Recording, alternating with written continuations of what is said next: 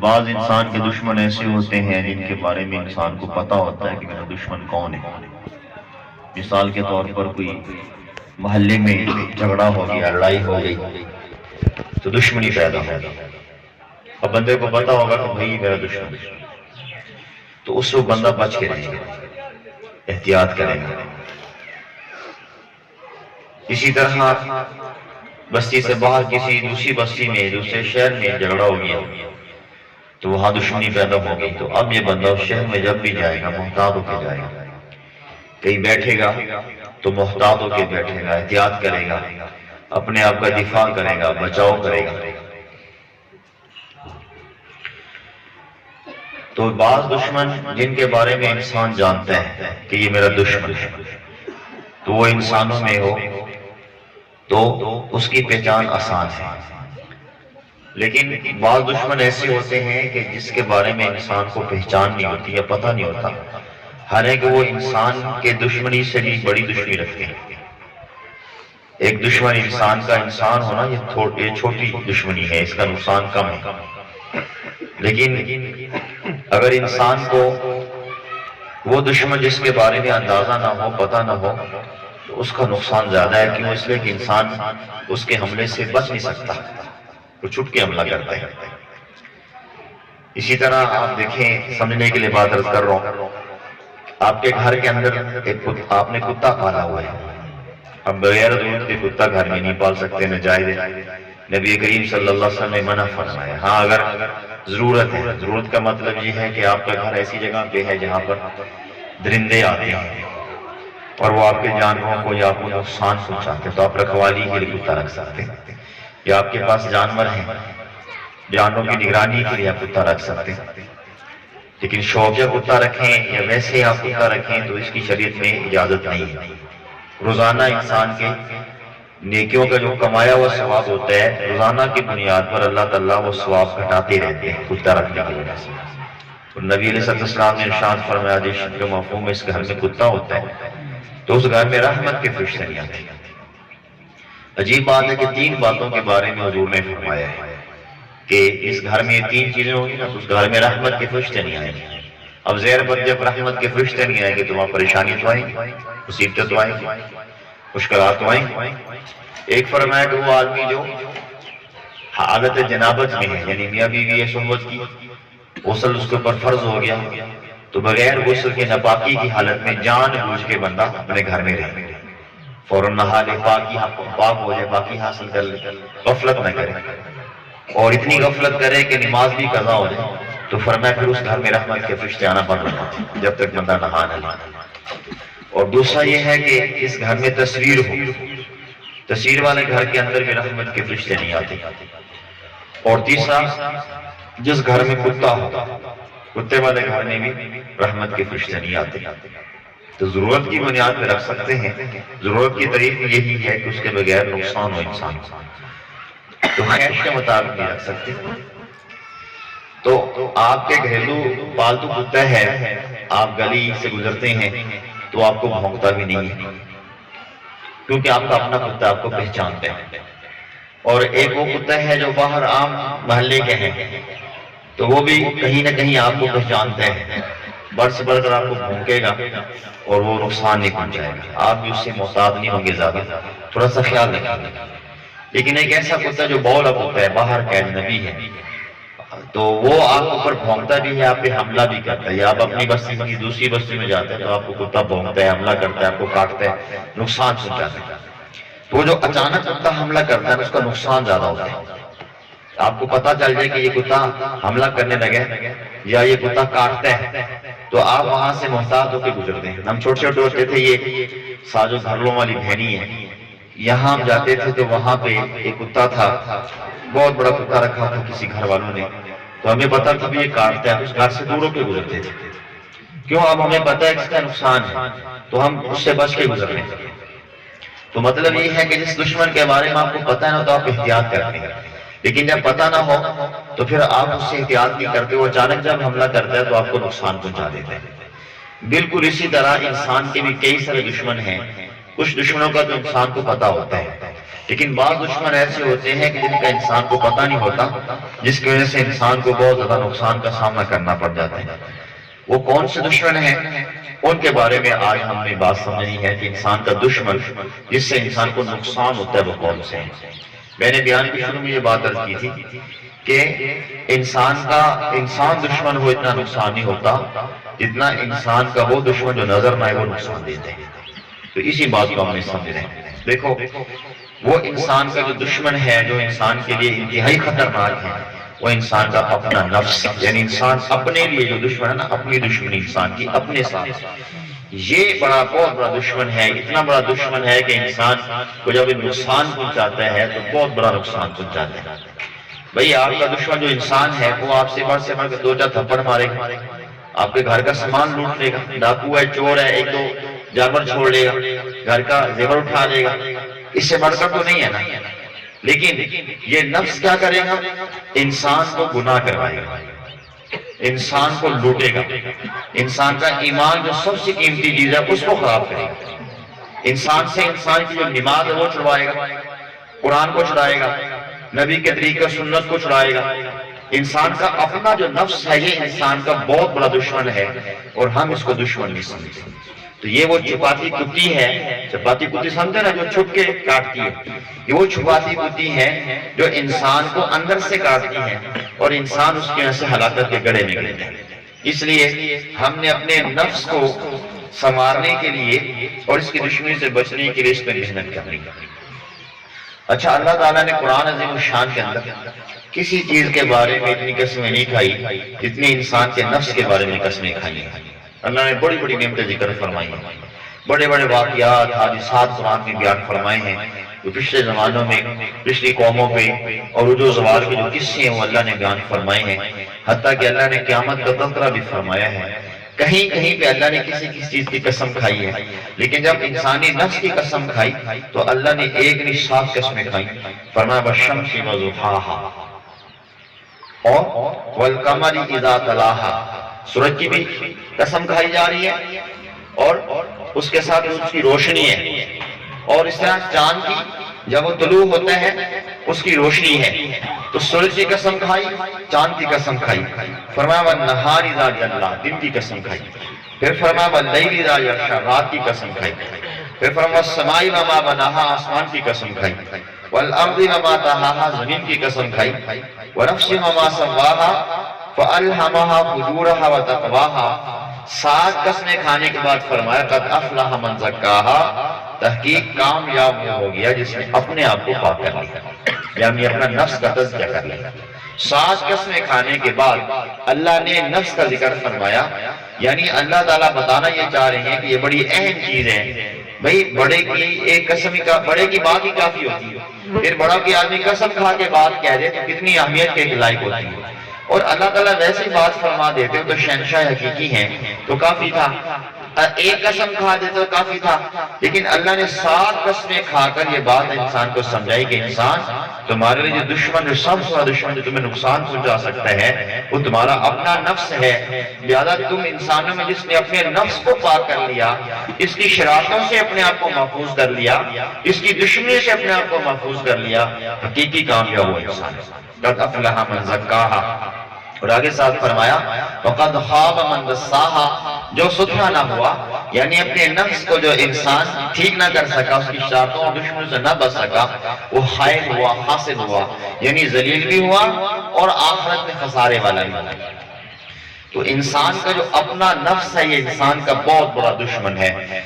شیطان بھی چھوٹا دشمن ہے انسان کا، ہے وہ بھی دشمن، کیوں؟ اس لیے کہ شیطان انگلی پکڑ کے گناہ نہیں کرواتا بلکہ وسوسہ ڈالتا ہے۔ اس لیے قرآن شریف میں آتا ہے کہ جب شیطان کو جب اللہ تعالیٰ کھڑا کریں گے اور ان لوگوں کو جو شیطان کی پوجا پاٹ کرتے تھے، شیطان کی بات مانتے تھے، کافر لوگ کہیں گے کہ شیطان تو نے ہمیں جہنم کا راستہ دکھایا تھا، تو ہمیں جہنم میں لے کر آیا ہے۔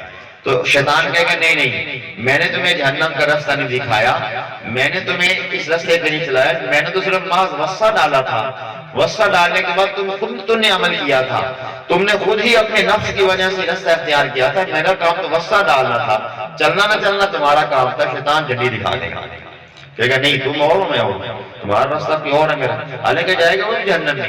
لیکن اس وقت ان لوگوں کو جھنڈی دکھائے گا جو یہ کہتے تھے کہ شیطان ہمیں یہ کام کرواتا ہے۔ اللہ یہ سمجھا رہے ہیں کہ شیطان وسوسہ ڈالتا ہے، اصل کام انسان کا اپنا نفس ڈالتا ہے۔ انسان کا نفس اگر خراب ہوتا ہے تو پھر انسان گناہوں کی زندگی گزارتا ہے، یہ گناہ اس کو جہنم طرف لے کر جاتے ہیں اور جنت سے اس کو دور کر دیتے ہیں۔ ایک چھوٹی سی مثال ہے، یہاں ایک آدمی کھڑا ہے، اس کی دائیں جانب میں ایک بہت خوبصورت باغ ہے اور اس کے بائیں جانب میں یعنی کھبی سائڈ سے بائیں جانب میں ایک آگ کا بہت بڑا گڑھ ہے، کھائی ہے بہت بڑی، جس کا کانٹے بھی ہیں، آگ بھی ہے، گرم پانی بھی ہے، بدبو بھی ہے اور پوری بستی شہر کا گندا پانی ہے۔ تو ایک طرف وہ گندے کھائی والا گڑھا اور دوسری طرف خوبصورت باغ ہے۔ اب ایک آدمی درمیان میں جو کھڑا ہے وہ باغ کی طرف ایک قدم بڑھائے گا تو وہ بالفرض وہ 100 قدموں پہ ہے تو اس کے 99 قدم کم ہو جائیں گے نا۔ ایک اور قدم بڑھائے گا تو باقی کتنے رہ جائیں گے؟ 98۔ 5 بڑھائے گا تو باقی کتنے رہ جائیں گے؟ 95۔ 10 بڑھائے گا تو کتنے رہ جائیں گے؟ 90۔ اور جو دوسرے کھائی والا گڑھ ہے، جو گندا گڑھ اور وہ آگ والا گڑھ ہے، اس سے وہ 10 قدم پیش ہٹ گیا تو اب فاصلہ کتنا ہو گیا؟ پہلے 100 قدم کے فاصلے پہ کھڑا تھا، اب وہ 110 قدم دور ہو گیا۔ وہ باغ کی طرف کتنے قدم قریب ہو گیا؟ 90 قدم۔ اور ادھر کتنا دور ہو گیا؟ کیونکہ مخالف سمت چلتا ہے نا۔ یہی بندہ اگر جنت ادھر جو ہے نا باغ کی طرف چلنے کی بجائے وہ ادھر دوسرے گڑھے کی طرف چلنا شروع کر دے تو پھر یہ اپنے اس باغ سے دور ہونا شروع ہو جائے گا اور گڑھے کے قریب ہونا شروع ہو جائے گا۔ کیوں؟ اس لیے کہ جو قدم اس کا گڑھے کی طرف جائے گا وہ یہ نہیں ہوگا کہ وہ باغ اتنا ہی قریب رہے گا، بلکہ نہیں، وہ ایک قدم دور ہو جائے گا۔ 10 قدم اگر اس گڑھے کی طرف جائے گا تو 110 قدم جو ہے وہ اپنے اس باغ کی طرف سے کیا ہو جائے گا؟ دور ہو جائے گا۔ بالکل ہماری مثال ایسے ہی ہے، جب ہم اپنے نفس کی بات مان کے اللہ کی نافرمانی کرتے ہیں تو ہم ایک قدم جہنم پہ قریب ہو جاتے ہیں، دوسرا گناہ کرتے ہیں 2 قدم قریب ہو جاتے ہیں، تیسرا گناہ کرتے ہیں 3 قدم قریب ہو جاتے ہیں۔ اور بالفرض اگر ہم گناہ چھوڑ کے نفس کی بات ماننے کی بجائے اللہ کی بات مان لیتے ہیں، اللہ کے نبی کی سنت کو اور اس کو طریقے کو زندہ کر لیتے ہیں تو ہم اپنی جنت جو خوبصورت باغ ہے جنت کی طرف ایک قدم بڑھاتے ہیں، دوسری نیکی کرتے ہیں 2 قدم، تیسری نیکی کرتے ہیں 3 قدم، 10 نیکی کرتے ہیں 10 قدم، 100% زندگی نیکیوں والی ہے تو انسان جنت میں داخل ہو جاتا ہے۔ یہ ہمارے اوپر ہے، اس لیے فرمایا قد افلح من زکاہا، کیونکہ شیطان سے وسوسہ ڈالتا ہے، اکیلا شیطان گناہ نہیں کرواتا۔ کبھی آپ نے دیکھا ہوگا یا سنا ہوگا کہ کسی نے کہا ہو یا کسی نے آپ کو بتاؤ کہ میری انگلی پکڑ کے شیطان نے فلاں گناہ کروایا تھا، میری انگلی میرا ہاتھ پکڑ کے شیطان مجھے وہاں لے کے گیا، کبھی سنا؟ نہیں۔ بس ہمیشہ یہی انسان کو غلط فہمی لگتی ہے، وہ سمجھتا کہ شاید شیطان گناہ کرواتا ہے، حالانکہ شیطان گناہ نہیں کرواتا، وہ تو ایک راستہ دکھاتا ہے، بتاتا ہے، خوبصورت چیز پیش کر کے پیش کرتا ہے کہ یہ چیز بہت اچھی بڑی مزیدار ہے، اس کو تم جو ہے نا جیسے رشوت وہ بڑی مزین کر کے پیش کرتا ہے، بڑے مزے ہیں دنوں میں مالدار ہو جاؤ گے، حرام مال میں بڑے مزے ہیں دنوں میں مالدار ہو جاؤ گے، یہ فلاں گناہ میں بڑے مزے ہیں لہٰذا تم اس دنیا میں مزے لوٹ لو، کل کو پتہ نہیں ملے نہ ملے، جوانی رہے نہ رہے، تو وہ شیطان وسوسہ ڈال کر گناہ کو خوبصورت کر کے پیش کرتا ہے۔ اگر انسان کا جو نفس ہے، نفس انسانی، یہ انسان کو انگلی پکڑ کر بلکہ ہاتھ پکڑ کے گناہ کرواتا ہے۔ اس لیے اگر کوئی بندہ اپنے نفس کو ٹھیک نہیں کرتا، اپنے نفس کی شرارتوں سے محفوظ بھی نہیں رہ پاتا، وہ پھر بندہ اپنے آپ کو گناہوں سے بچا بھی نہیں پاتا۔ اس لیے جب انسان کا نفس مضبوط ہو جاتا ہے تو اس کی مثال ایسے ہی ہے جیسے آپ نے گھوڑا پالا اور خوب اس کو چارہ ڈالا، خوب کھلایا، موٹا تازہ ہو گیا، اب آپ اس کو کچھ سواری کرتے ہیں، جب آپ سواری کریں گے تو اگر اس کی باگیں آپ نہیں پکڑ سکتے، اس کو قابو نہیں کر سکتے تو گھوڑا آپ کے ہاتھ سے نکل جائے گا، بلکہ وہ ہو سکتا ہے آپ کو اوپر اپنی کمر سے ہی گرا دے، اور نہیں تو آپ اس کے اوپر بیٹھیں گے تو آپ کو ٹکنے نہیں دے گا، کیونکہ آپ اس کو اتنا مضبوط کر لیا کہ وہ اب آپ کے ہاتھ نہیں آ رہا، اب وہ آپ کے ہاتھوں سے باگیں اپنی چھوائے گا، اب وہ آپ کو کسی ایسی جگہ جا کے پھینکے گا گندی جگہ ہوگی، کھائی ہوگی، گڑھا ہوگا، کسی کھڈے میں آپ کو جا کے پھینکے گا، آپ اس کو پکڑ نہیں سکتے، آپ اس کو جو ہے نا قابو نہیں کر سکتے۔ بالکل اسی طرح اگر ہم نے اپنے نفس کو تگڑا کر لیا، اور نفس تگڑا ہوتا ہے گناہوں سے، جب انسان گناہ کرتا جاتا ہے، نیکی چھوڑ دیتا ہے، نفس انسان کا تگڑا ہو جاتا ہے۔ جب انسان کا نفس مضبوط ہو جاتا ہے، پھر آپ یہ نیکی کی طرف لانا چاہ رہے ہیں، نیکی کی طرف آتا نہیں۔ یہ نماز طرف اپنے آپ کو لانا چاہتا ہے، نماز نہیں پڑھ پاتا۔ تلاوت قرآن کو دل کرتا ہے لیکن کرتا نہیں ہے، روزہ رکھنے کو دل کرتا ہے رکھتا نہیں ہے، باقی دیگر اعمال نیکی کے کرنے کو دل چاہتا ہے لیکن کرتا نہیں ہے۔ تو انسان کا اپنا نفس انسان کو خراب کرتا ہے۔ جب انسان کا نفس اپنے آپ سے مضبوط ہو جاتا ہے، ہاتھ سے نکل جاتا ہے، پھر یہ گناہوں والی کھائی میں جا کے گراتا ہے۔ اس لیے فرمایا قد افلح من زکاہا، جس نے اپنے آپ کا تزکیہ کر لیا وہ کامیاب ہوا۔ تو کامیابی اپنے آپ کو سنوارنے میں ہے۔ ہم نے آج تک بہت سارے دنیا کے کام سنوارے ہیں، گھروں کو سنوارا، زمینوں کو سنوارا، فرنیچر کو سنوارا، مال کو سنوارا، اور ہم نے اس زمین، اس دھرتی کے اوپر نہ جانے کس کی چیز کو نہیں سنوارا، ہر چیز کو سنوارے۔ لیکن ہر چیز کو سنوارنے والا انسان، حتیٰ کہ خلا کے اندر ہوائی جہاز کے رستے بنانے والا انسان، سمندروں اور سمندروں کی گہرائیوں میں رستے بنانے والا انسان، اور اس زمین کے اوپر بہت ساری جگہوں پہ ایک شہر سے دوسرے شہر میں خوبصورت روڈ بنانے والا انسان جنت کا رستہ نہیں بنا سکا، اپنے نفس کو مزین نہیں کر سکا، اپنے آپ کو نہیں سنوار سکا۔ دنیا کی ہر چیز کو سنوار رہا ہے، اپنے گھروں کو بھی روشن کر رہا ہے، خوبصورت اور مضبوط بنا رہا ہے، لیکن اپنے ایمان کو خوبصورت نہیں بنا رہا، اپنے ایمان کو گندا کر کے بیٹھے ہیں، اپنے ایمان کو ضائع کرنے کی محنت کر رہا ہے، اپنے ایمان کو خراب کر رہا ہے، اپنے اعمال کو نہیں سنوار رہا۔ آج غریب سے غریب انسان اپنے گھر کو سنوار لیتا ہے لیکن اپنے ایمان اور اپنے اعمال کو نہیں سنوار پاتا۔ کیوں؟ اس لیے کہ جو دشمن ہے ہمارا، ہم اس کی دشمنی نہیں سمجھ پا رہے، ہم اپنے نفس کو دشمن نہیں سمجھتے اپنا۔ یہ وہ چھپاتی بتی ہے جو انسان کو چھپ کے کاٹتی ہے اور نقصان پہنچاتی ہے۔ اس لیے اپنے نفس کی عیاری کو پہچاننا بہت ضروری ہے۔ اللہ پاک فرما رہے ہیں قد افلح من زکاہا، جو اپنے نفس کو سنوار لیتا کامیاب ہوتا ہے، وقد خاب من دساہا، جو اپنے نفس کی کارستانیوں سے نہیں بچ پاتا، فرمایا وہ خائب بھی ہوتا ہے، یعنی وہ انسان ذلیل بھی ہوتا ہے اور وہ خسارہ بھی اٹھاتا ہے، یعنی آخرت میں وہ انسان جنت کی نعمتوں سے محروم ہوا یا کم جنت کی نعمتیں ملی تھی، یہ خسارہ ہی ہے نا۔ تھوڑی سی مثال سے بات سمجھاتا ہوں۔ بھئی آپ کو 1 لاکھ روپے ملنے والا تھا، کسی نے اعلان کیا بھئی 1 لاکھ روپے تمہارے لیے آفر ہے، 8 بجے آ کے لے لینا۔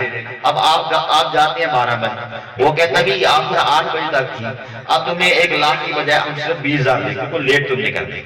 کیا کرتے؟ لیٹ کرتے۔ آپ حج عمرے کے جا رہے ہیں، ایئرپورٹ پہ پہنچے، آپ پہلے چلے گئے تو آپ کو اگلی سیٹ ملے گی۔ وہ جہاز کو جب بک کرتے ہیں تو آگے سے شروع کرتے ہیں بعض دفعہ، تو اگلی سیٹ وہ آگے جو پہنچنے والا اس کو اگلی ملے گی، جو بعد میں بالکل اینڈ ٹائم پہ پہنچے اس کو سب سے آخر میں سیٹ ملی۔ اب آپ کہتے ہیں مجھے اگلی دو کہ نہیں، آپ لیٹ ہو گئے، آپ لیٹ ہو گئے، اب آپ کو سیٹ کہاں ملے گی؟ پیچھے ملے گی۔ بالکل اسی طرح انسان کی مثال بھی ایسے ہی ہے کہ جب انسان کو اللہ تعالیٰ جنت دکھلائیں گے تو بڑی جنت والے کے بارے میں کہے گا اللہ مجھے وہ جنت چاہیے، اللہ فرمائے گا نہیں، تم نے لیٹ کر دیا۔ کیوں لیٹ کر دی ہے؟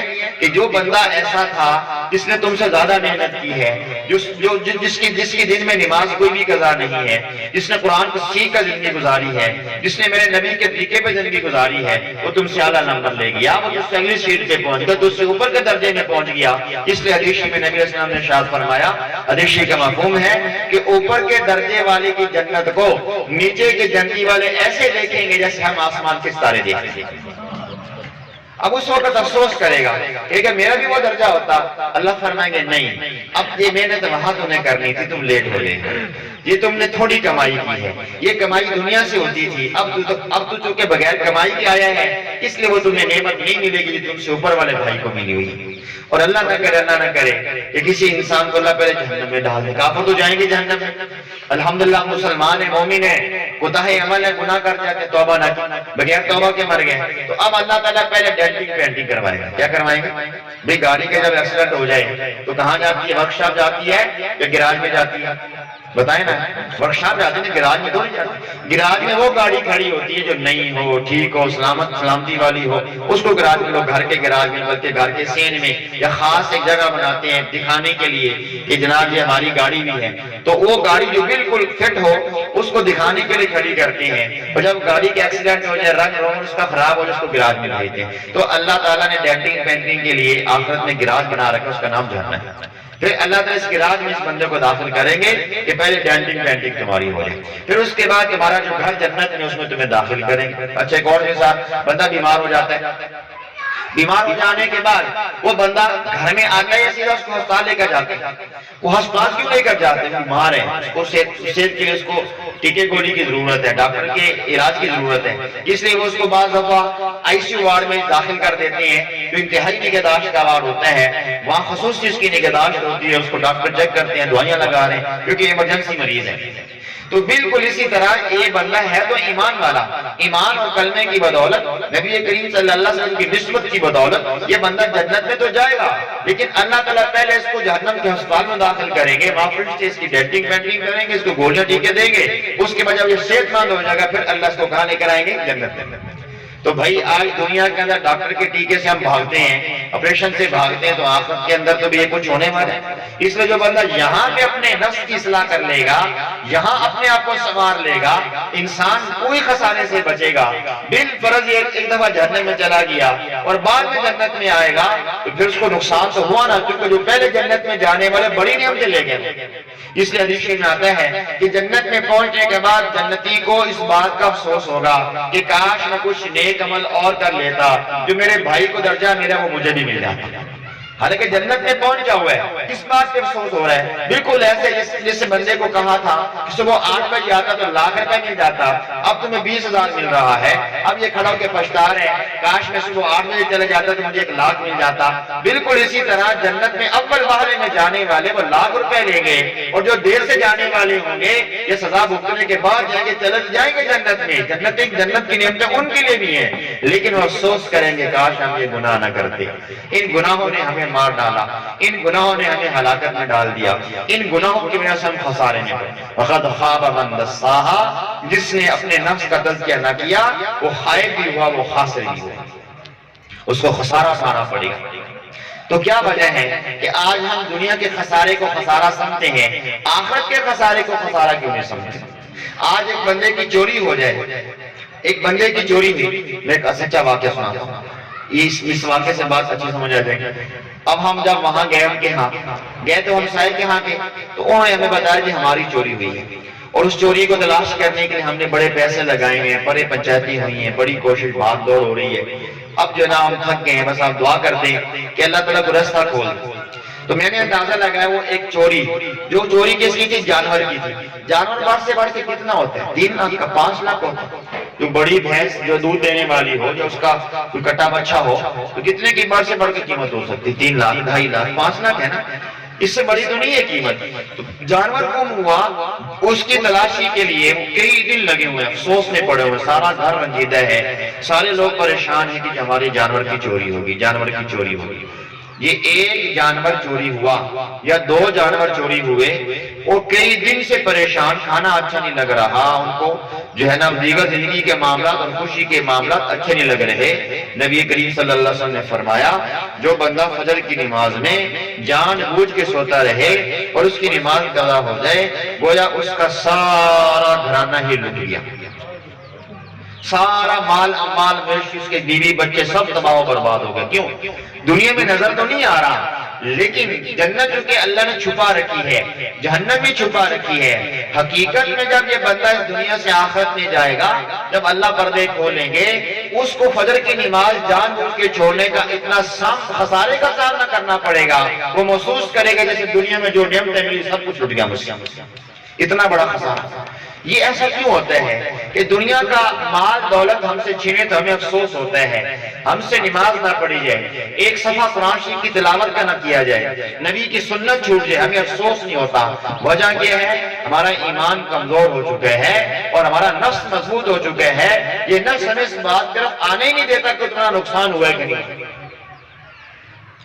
تو ہمیں اپنے آپ کو سنوارنے کے لیے محنت کرنی ہوگی، اچھا بھی کوئی بندے کو بیماری لگ جائے تو اس کا علاج ڈاکٹر کے پاس ہوتا ہے، ہسپتال میں مختلف ہسپتال بنے، مختلف ڈاکٹر ہیں، یہ جگر کا ڈاکٹر ہے، یہ دل کا ڈاکٹر ہے، یہ گردے کا ڈاکٹر ہے، اور یہ جو ہے نا وہ دماغ کا ڈاکٹر ہے، یہ کان کا ڈاکٹر ہے، یہ ناک کا ڈاکٹر، مختلف ڈاکٹر، جو بیماری ہوتی بندہ جا کے علاج کروا لیتا۔ تو نفس کی ایک بیماری جو گناہوں کی بیماری ہے، اس کا ڈاکٹر کون ہے؟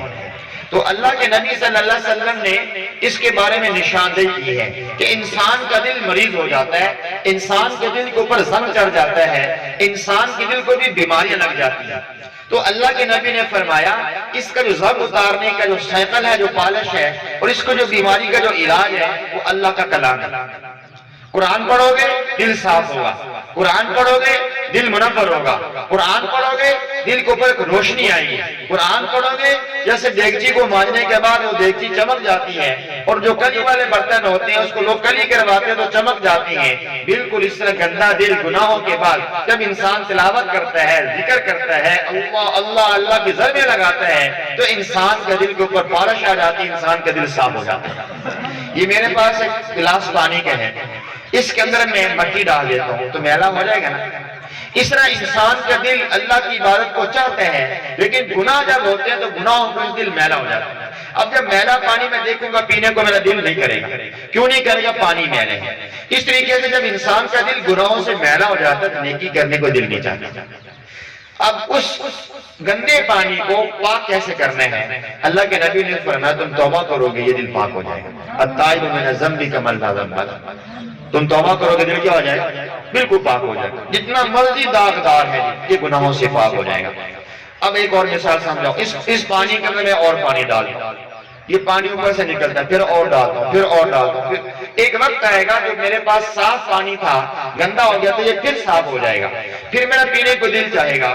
اس طریقے سے توبہ کرنے کے بعد جب انسان صبح و شام اللہ کا ذکر کرتا ہے، اللہ اللہ سبحان اللہ لا الہ الا اللہ، اور وہ مسلسل اللہ کا ذکر کرتا ہے، وہ مسلسل اللہ کے ذکر کا نور جب دل میں جاتا ہے بار بار تو اندر کا گندا پانی نکلتا رہتا ہے، نکلتا رہتا ہے۔ ایک وقت آتا ہے کہ انسان کا دل بالکل صاف شفا ہو جاتا ہے، پھر انسان کو بستر پکڑتا نہیں ہے، جو ہی اذان ہوتی ہے انسان اٹھ کے مسجد پہنچ جاتا ہے، پھر انسان کو محنت نہیں کرنا پڑتی، دل کرتا ہے میں قرآن کی تلاوت کروں، دل کرتا ہے میں ذکر کروں، دل کرتا ہے کہ صدقہ خیرات کروں، پھر انسان کا دل کرتا ہے کہ میں اللہ کی عبادت کروں اور میں اللہ کے نبی کے طریقے کو اختیار کروں، پھر انسان کا دل کرتا ہے۔ اس لیے اللہ فرما رہا ہے قد افلح من زکاہا، جس نے اپنے آپ کو پاک کر لیا وہ کامیاب ہوگا۔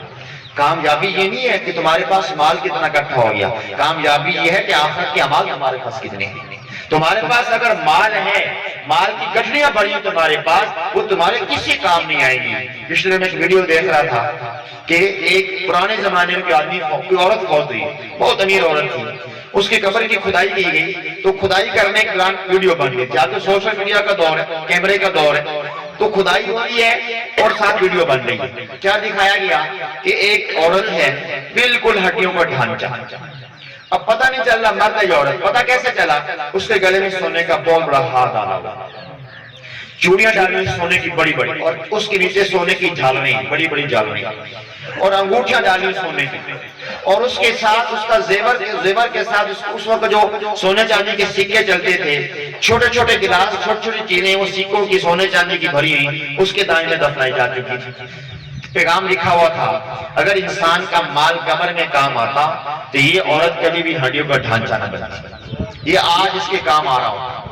آج وہ ہڈیوں کا ڈھانچہ ہے، اس کی روح کے ساتھ نہ جانے کیا معاملات ہو رہے ہیں، اور یہ مال آج ویسے کے ویسے پڑے ہے۔ وہ صدیوں کے بعد قبر کی کھدائی ہوئی، پتہ نہیں کتنے سو سال گزر گئے، قبر کی کھدائی ہونے کے بعد وہ مال اس کا نہیں، وہ مال جو کھود رہا ہے وہ اٹھا کے لے جا رہے ہیں، خوش ہو رہے ہیں، دکھا رہے لوگوں کہ مجھے مال ملا۔ تو اگر مال کامیابی ہوتی تو یہ میں نے آپ کو واقعہ سنایا، یہ عورت اپنے اس قبر کو جنت کا محل بنا لیتی۔ مال سے نہیں جنت کا محل بنتا، آخرت جو سمرتی ہے، آخرت جو بنتی ہے، آخرت کی جو کامیابی ہے وہ اعمال سے ہے، وہ نماز میں ہے، وہ روزے میں ہے، وہ صدقے میں ہے، وہ خیرات میں ہے، وہ سچ میں ہے، وہ صلہ رحمی میں ہے، وہ لوگوں کے ساتھ ہمدردی کرنے میں ہے، وہ لوگوں کے ساتھ بھلائی کرنے میں ہے، وہ جھوٹ سے بچنے میں ہے، گناہ سے بچنے میں ہے، اور شراب سے بچنے میں ہے، اور بے حیائی سے بچنے میں ہے، اور دیگر گناہوں سے بچنے میں ہے۔ اللہ نے کامیابی نیک اعمال میں رکھی ہے، اللہ نے کامیابی مال میں رکھی کی مال تو کامیابی حاصل کرنے کا ذریعہ بن سکتا ہے لیکن حقیقت نہیں بن سکتی. جیسے ایک بادشاہ واقعہ سنا کے آپ کو بات سمجھاتا ہوں. پرانے زمانے کی بات ہے, کتابوں میں واقعہ لکھا ہے کہ ایک بادشاہ نے خوب مال اکٹھا کیا, ساری جوانی اس نے مال اکٹھا کرنے پہ خرچ کیا. ایک مرتبہ اپنے وزیروں کو بلا کے کہنے لگا کہ اتنے خزانے بھر گئے ہیں کہ اگر میں سال 200 سال بھی حکومت کروں نا اور بغیر کسی کی کمائی کے, کوئی بھی بندہ کمائی نہ کرے, سارے لوگ میری پوری مملکت میں, میرے ملک میں آرام سے لوگ بیٹھ کے کھائیں تو ختم نہ. کئی کمرے بھرے ہوئے سونے کے, چاندیوں کے اور درہم دینار کے اور ہیرے جواہرات کے, بے تحاشا مال. اللہ کی شان یہ گفتگو کر رہا تھا اور اپنے وزیروں کو مشیروں کو اکٹھا کر کے بیٹھا تھا. کہنے لگا کہ آج کے بعد میں آرام سے حکومت کروں گا اور تم آرام سے میرے مامن بن کے زندگی گزارو. اچانک بعد دروازے پہ زوردار دستک ہوئی, اتنی زوردار کہ محل کے الماریاں اور کھڑکیاں دروازے سب ہل گئے. اور جب اتنا شور ہوا تو بادشاہ نے کہا کہ عجیب بدتمیز آدمی ہے, اس کو دروازہ کھٹکھٹانے کا بھی طریقہ نہیں ہے, پتہ کرو کون. جب باہر گئے تو کیا دیکھتے ہیں, انتہائی خوبصورت چہرے والا سفید لباس میں بارش ایک جو ہے نا وہ شخصیت کھڑی ہے. تو جو نوکر بار پتہ کرنے کے بھی کون ہو, اس نے کہا اپنے بادشاہ کو کہو کہ باہر تمہیں ایک مہمان ملنے آیا ہے. تو اس نے کہا وہ بادشاہ ہے, تم اس کو پیغام بھیجو. اس نے ساتھ یہ کہا اس کو کہو کہ میرے پاس چل کے آئے. کہنے لگا بادشاہ تمہارے پاس چل کے آئے گا, ٹھہرو میں اجازت دیتا ہوں, تمہیں جانا پڑے گا, یہ شاہی عدالت کے خلاف ہے. اس نے کہا تم اس کو جا کے اتنا کہہ دو کہ تمہیں چل کے آنا ہوگا. وہ گیا, بادشاہ بھی بیٹھا تھا, بڑا خوش خبریوں میں مصروف تھا. کہا بادشاہ سلامت, ایسا سا بندہ ہو, ایسی بات کیا ہے؟ تو بادشاہ نے کہا ایسی اس کی جو ہے نا وہ اس کی کیا مجال, مجھے ایسی بات کرے, میں بادشاہ اور ایک عام آدمی, میں چل کے جاؤں؟ پکڑو اس کو, پکڑ کے میرے پاس لاؤ. اب جو ان کے دربان کھڑے تھے اس وقت اپنے ہاتھ میں وہ لاٹھیاں جو ان کے اس وقت کے آلات تھے وہ اٹھا کے بھاگے. جب دروازے کے پاس پہنچے تو اس وقت اس جو خوبصورت شخصیت تھی, ڈیل ڈال والی, مضبوط جسم والی, دروازہ زور سے کھولا اور سیدھے اندر. تو ان کا روب اتنا تھا, اتنے بھی وہ درباری لوگ جو اس کی پولیس تھی وہ بھاگ رہے تھے پکڑنے کے لیے, سب یکدم جھٹک کے رہ گئے, کیونکہ دروازہ زور سے انہوں نے کھولا کہ ایک آدمی آرام دروازہ کھول سکتا ہی نہیں. پہلے زمانوں میں بادشاہوں کے دربار کے دروازے بڑے بڑے منوں کے حساب سے بڑے بڑے دروازے لکڑی کے بنے ہوتے تھے. اتنا بڑا دروازہ ایک بندے نے کھول دیا آرام سے, اس کو کئی بندے پکڑ کے کھولتے, سارے ڈر گئے, یہ عام آدمی نہیں ہے. تو انہوں نے کہا کہ بھی آپ یہاں کھڑے کیوں ہو گئے ہو, مجھے جانتے نہیں میں کون ہوں؟ تو ایک نے کہا اچھا بتا دو بھی کون ہو. تو کہنے لگے میں ملک الموت. اتنی بات کہی کہ میں اسرائیل ہوں. اب سارے پیچھے بھاگ رہے ہیں, کوئی ادھر بھاگ رہا ہے, ادھر بھاگ رہے ہیں. اب بادشاہ کھڑا ہو گیا, ملک الموت کا نام سن کے اس کے تو جو ہے نا ہوش اڑ گئے. اب یہ کھڑے ہیں اور ملک الموت آگے بڑھ رہے ہیں اور اس کو دیکھ رہے ہیں, ٹکی ٹکی لگا کے دیکھ رہے ہیں. اب اس کی گھبراہٹ میں اضافہ ہوا. جو ہی ملک الموت قریب ہوئے تو بادشاہ ملک الموت کو کہنے لگا کہ آپ کس لیے آئے ہیں؟ کہنے لگے میں پوچھ کے نہیں آتا, میں جب بھی آتا ہوں میں اللہ کے حکم سے آتا ہوں. اچھا مجھے تھوڑی سی اجازت دے دیں, مہلت دے دیں کہ میرے پاس جو خزانے میں اس کا انتظام کر لوں. ملک الموت نے کہا مجھے ایک لحظہ بھی تاخیر کی اجازت نہیں ہے.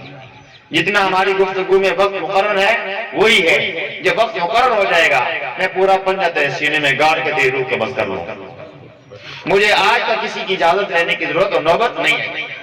میرے سامنے موت کو حوالے کر دیا گیا ہے. مجھے جب اللہ کا حکم ہوتا ہے تو میں اسی نے میں نہ تاخیر کرتا ہوں نہ جلدی جاتا ہوں, اسی نے میں جا کے انسان کی روح قبض کر لیتا ہوں. اب بادشاہ جو ہے نا وہ گھبرا گیا.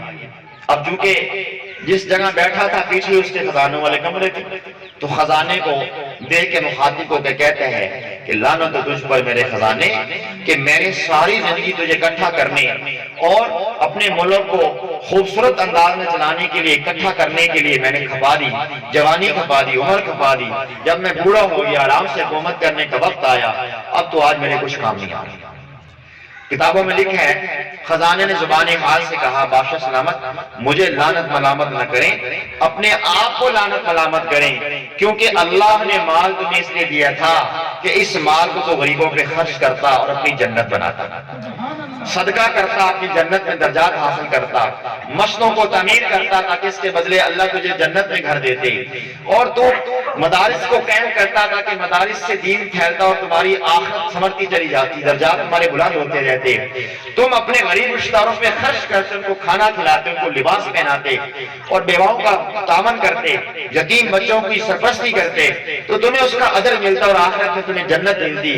مال تو اللہ نے تیرے ہاتھ میں اس لیے دیا تھا، بلکہ زیادہ مال نعمت تھی تو زیادہ جنت کے درجات حاصل کر سکتا تھا بنسبت غریب آدمی کے، کیونکہ غریب آدمی تو صرف اپنے کنبے کو پال سکتا ہے، تم اپنے مال سے کئی کنبے پال کے اپنی آخرت بنا سکتے تھے، لیکن تو نے مجھے جمع کرنا شروع کر دیا، تو نے تالوں کے اندر بند کرنا شروع کر دیا، تو نے مجھے ذخیرہ کرنا شروع کر دیا۔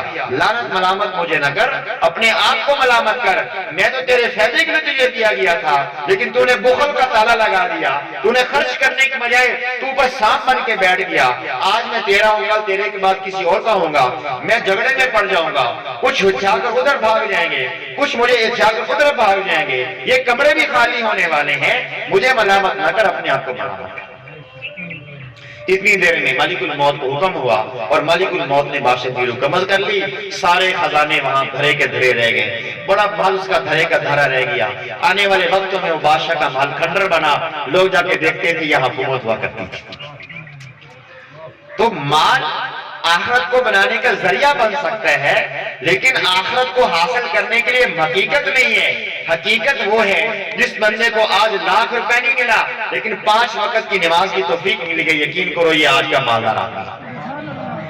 مالدار آدمی وہ نہیں ہے، یا کامیاب آدمی وہ نہیں ہے جس کو آج سونے چاندی سے بھرے ہوئے بڑے بڑے باکس مل گئے۔ مالدار حقیقت میں وہ انسان ہے جس کو آخرت کی توفیق کے لیے اللہ کے راستے میں صدقہ کرنے کی توفیق مل گئی، تلاوت کی توفیق مل گئی، نبی کی ایک سنت کو زندہ کرنے کی توفیق مل گئی، یہ آخرت کا مالدار۔ میں بیانات میں جو میرے بیانات سنتے میں کہتا رہتا ہوں، یہ آج کل کی وڈیرے چودھری زمیندار ڈیروں والے اور زمینوں والے، یہ کل کی کمی ہے۔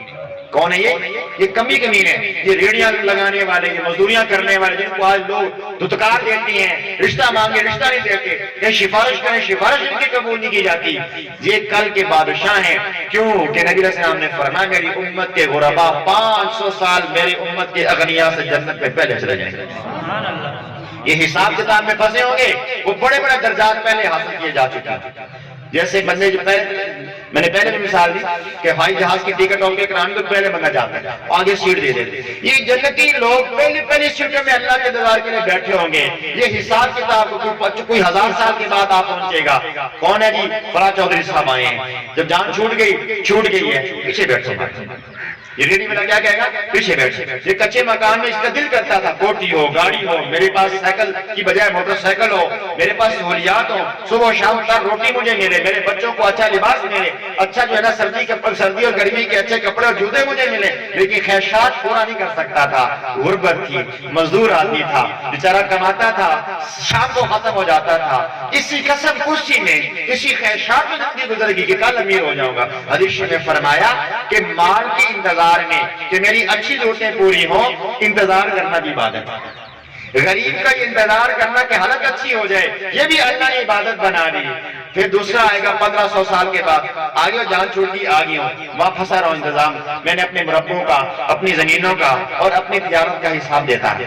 کوئی 2000 سال بعد آئے گا، یہ کہے گا پیچھے بیٹھ جاؤ، یہ ادھر یہ پچھلے درجے، یہ پچھلے درجے کے لوگ ہوں گے، 91 درجے کے لوگ ہوں گے۔ ہاں یہ ہے کہ جس کو اللہ مال بھی دے اور ساتھ عبادت کی توفیق بھی دے دے، یہ اس کا فضل ہے، یہ اس کا انعام ہے، اس کو مزیہ حاصل ہے۔ لیکن عمومی طور پر ایسا ہوتا نہیں ہے۔ جب اللہ مال دیتے ہیں تو انسان کے اندر وبال بھی آ جاتا ہے، متکبر بن جاتا ہے، نمازوں کو چھوڑنا شروع کر دیتا ہے، دین کی تعلیم سے پیچھے ہٹ جاتا ہے۔ ہم مدارس میں بھی دیکھتے ہیں امیروں کے لوگ بہت تھوڑے ہوتے ہیں، غریبوں کے لوگ بہت زیادہ ہوتے ہیں۔ خوش ہو جائیے، کیوں کہ ان لوگوں کو اللہ نے اپنا قرآن دے دیا، اپنی دین کی تعلیم کی توفیق دے دی، کیونکہ اللہ ان کو بلا حساب جنت داخل کرنا چاہتا ہے۔ ہمارے حضرت فرماتے ہیں کہ کل قیامت کے دن اللہ رب العزت دین کے پڑھنے والے طالب علم اور ایک عالم سے حساب لیتے ہوئے حیا فرمائیں گے، حساب نہیں لیں گے۔ اعلان ہوگا کہ میں آج تم سے حساب نہیں لیتا، کیوں؟ یا اللہ ان سے حساب کیوں نہیں لیا جا رہا؟ اللہ فرمائیں گے میں نے ان کے سینے میں اپنے قرآن اور اپنے نبی کے فرمان کو اس نہیں رکھا کہ آج سب کے سامنے ان کو میں رسوا کروں، نہیں، جس نے میرا دین سیکھے ہے، میرے محبوب کے فرمان کو اپنے سینے میں اکٹھا کیے ہے، آج مجھے حیا آتی ہے ان کا حساب لیتے کو بلا حساب جنت داخل کرتا۔ اس لیے ہم یہ بات سمجھ لیں کہ انسان اپنے نفس کو جتنا پکیزہ کرے گا آخرت میں اتنی بڑی شاہی اس کو ملے گی۔ اللہ نے آخرت کو ملکن کبیرہ فرمایا، یہ سلطنت عظیم سلطنت ہے، اور دنیا کو کیا فرق؟ کل متاع دنیا قلیل، یہ دنیا تھوڑی سی متاع ہے، اور آخرت فرمایا ملک عظیم ہے۔ یہ ملک عظیم کہاں سے ملتا ہے؟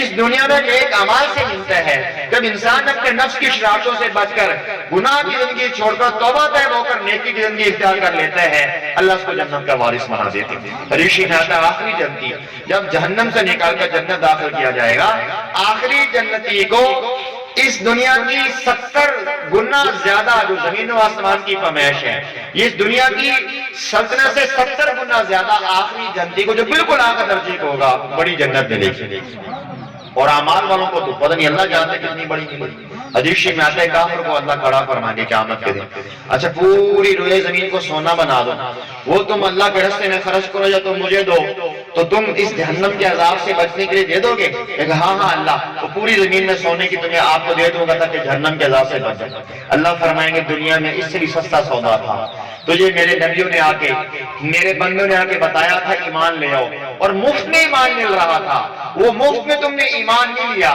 تو آج یہ سودا تو کیسے کرے؟ اس وقت کافر پچھتائے گا، کہے گا یا لیتنی کنت ترابا، ہائے کاش میں کیا ہو جاتا، مٹی ہو جاتا۔ اب آخر میں اللہ کا قرآن سنیے، اللہ کیا فرماتے ہیں؟ وَتُوبُوا إِلَى اللَّهِ جَمِيعًا أَيُّهَا الْمُؤْمِنُونَ لَعَلَّكُمْ تُفْلِحُونَ۔ اس آیت کا مفہوم یہ ہے کہ تم سب کے سب توبہ کرو تاکہ تم فلاح پا جاؤ۔ اس کا مطلب یہ ہے کہ تزکیہ نفس میں کامیابی ہے، درہم دینار میں کامیابی نہیں ہے، اور فرمایا قد افلح من تزکا، اپنے نفس کو پاک کرنے میں اور توبہ کرنے میں کامیابی ہے، زمینیں اکٹھی کرنے میں نہیں ہے۔ قد افلح المؤمنون الذین هم فی صلاتهم خاشعون، خشوع و خضوع سے نماز پڑھو، کیوں؟ تاکہ تمہیں کامیابی ملے۔ معلوم اور نماز میں کامیابی ہے، دنیا کے مال و متاع میں کامیابی نہیں ہے۔ اور آگے فرمایا وذالک جزاء من تزکا، یہ بدلہ ہے اس بندے کا جو ستھرا ہوا۔ معلوم ہوا کہ جو انسان کامیابی چاہتا ہے اس کو چاہیے کہ اپنے نفس کو صاف کر لے اور نیکی اور زندگی اختیار کر لے، اس کو کامیاب فرما دے۔ تو آج ہم سب توبہ کرتے ہیں، ہمارے یہاں اکٹھا ہونے کا مقصد بھی یہی ہے، جہاں دین کی باتیں ہوتی ہیں، جہاں اللہ اللہ کے رسول کی محبت کی باتیں ہوتی ہیں، وہاں برکتیں اترتی ہیں۔ یہ اکٹھا ہونا ہمارا کھانا مقصد نہیں ہے، بلکہ ہمارا اکٹھا ہونے کا مقصد یہ ہے کہ ہم دین کی بات کو سمجھیں اور آئندہ کے بعد ایک ایسی زندگی گزارنے کا ارادہ کریں کہ جو اللہ اور اللہ کے رسول کی چاہیے، من چاہیے نہیں، اللہ اللہ کے رسول۔ اللہ ہماری توبہ کو قبول فرمائے، اور اللہ رب العزت ہمیں بات